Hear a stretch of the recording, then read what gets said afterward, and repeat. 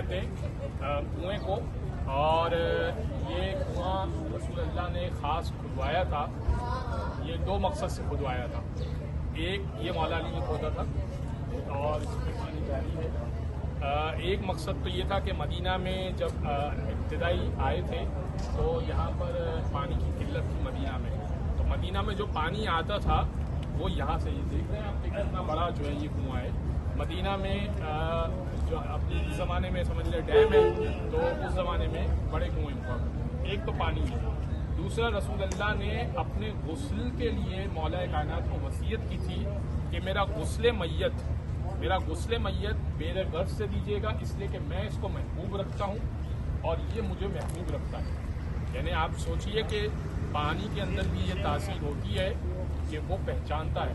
युसब्बिहु लिल्लाहि मा फिस समावाति व मा फिल अर्ज़, कायनात में जो चीज़ है, सूरह जुमा की पहली आयत अल्लाह की तस्बीह करती है। हर चीज़ अल्लाह और उसके रसूल को जानती पहचानती है। तो रसूल अल्लाह ने कहा था कि मैं पसंद करूँगा कि मुझे यहाँ से गुस्ल दिया जाए।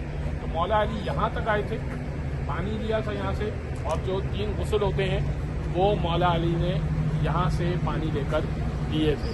तो ये इसकी तारीख है। एक दुरूद पढ़ दे मोहम्मद वाला।